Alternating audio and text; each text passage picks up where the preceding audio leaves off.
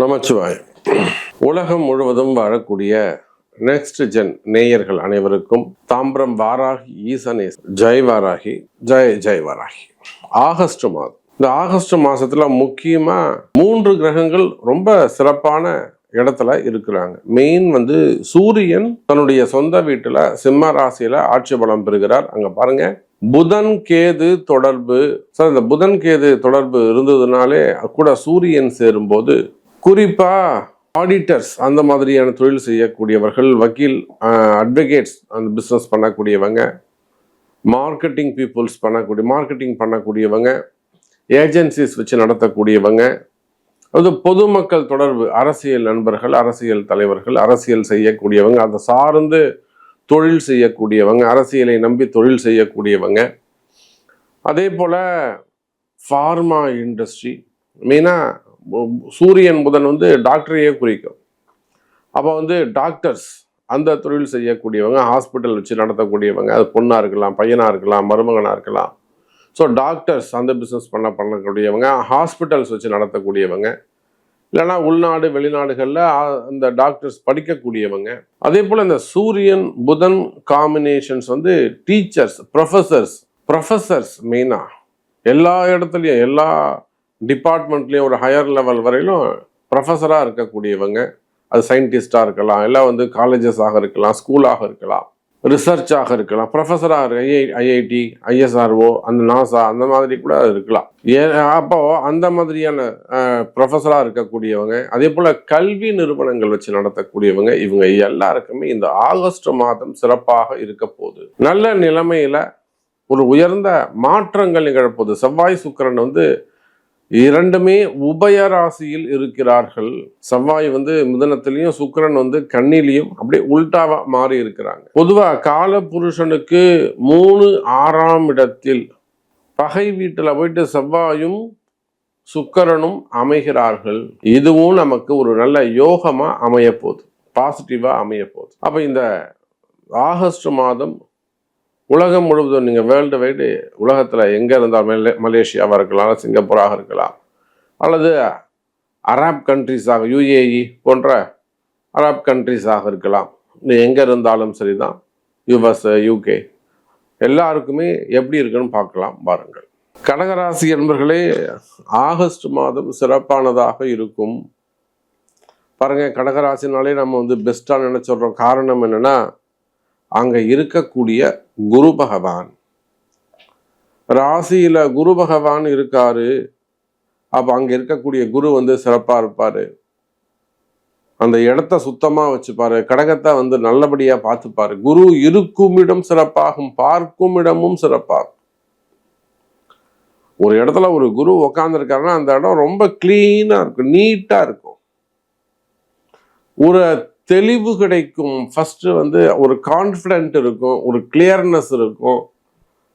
2 தானே முக்கியம், கான்ஃபிடென்ட்டும் கிளியர்னஸும் plus plan. இந்த 3 இருந்ததுன்னா அடுத்து எவ்வளோ கஷ்டங்கள் இருந்தாலும் நம்ம தாண்டி போயிடலாம். கான்ஃபிடென்ட் இல்லாமல் அந்த இடத்துல கன்ஃபியூஷன் இருந்ததுன்னு வச்சுக்கோங்களேன், தைரியம் இல்லாமல், நம்பிக்கை இல்லாமல், குழப்பம் மட்டுமே இருந்ததுன்னா எதை செஞ்சாலும் நமக்கு சரிபட்டு வராது. உண்மையே இல்லையா? அப்ப கடகராசி என்பர்களே, நம்பிக்கை பிறக்கும்.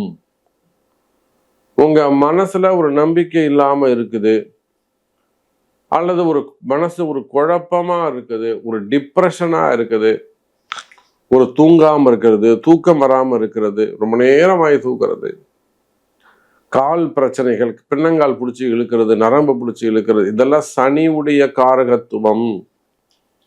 யாருக்காவது இந்த கால் சனி, கடகராசிக்கு கால் பிடிச்சி இழுக்குதுன்னா உங்களுக்கு சனி பகவானுடைய கைப்பிடியில் நீங்க இருக்கிறீங்க, அவருடைய ஆட்சி காலத்தில் நீங்க இருக்கீங்கன்னு அர்த்தம்.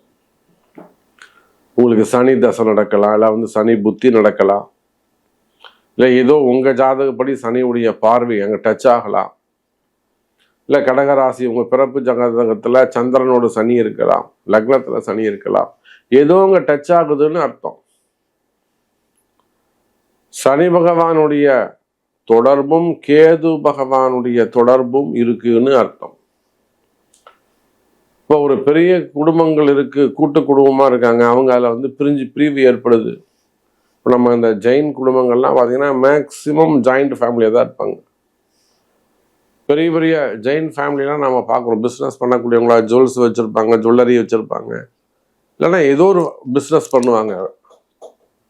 அவங்களாம் மேக்சிமம் ஜாயிண்ட் ஃபேமிலியாக தான் இருப்பாங்க. அதில் வரக்கூடிய கஷ்ட நஷ்டங்கள், அதே போல் அரசியல் குடும்பங்கள்,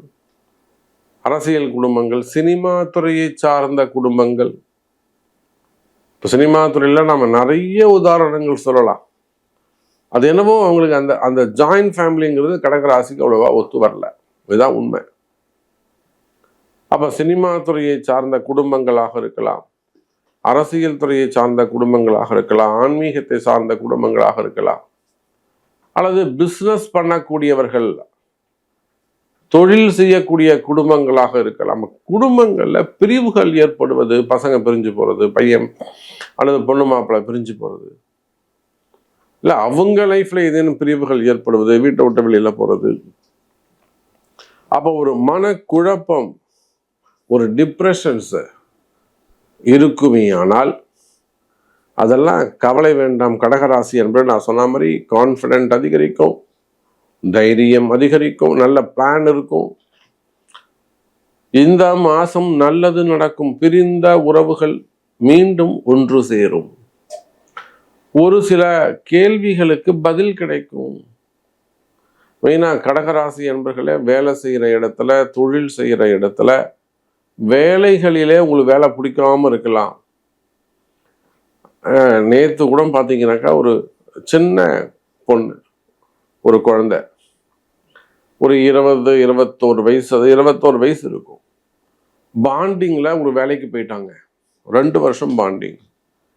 ஸோ வேலைக்கு சேர்ந்து 6 மாதம் ஆகுது. வேலை சுத்தமாக பிடிக்கல. கேப் ஃபெசிலிட்டி இல்லை, போயிட்டு வரதுக்கு ரொம்ப லேட் ஆகுது, ரொம்ப பயமாக இருக்குது, லாங்காக போகணும், வேலையே கிடைக்கலன்னு பாண்டிங்கில் போய் சேர்ந்துட்டாங்க. இப்போ வேலையை விட்டு நின்னா இவங்க ஒரு 3 லட்ச ரூபா கட்டுற மாதிரி இருக்குது. அப்போ அந்த மாதிரிலாம் வேலை செய்கிற இடத்துல சிக்கலில் போய் மாட்டிக்கிறது, வாக்குறுதிகளை கொடுத்து போய் மாட்டிக்கிறது, சிக்கலில் போய் மாட்டிப்பாங்க இந்த கடகராசி என்பவர்கள்.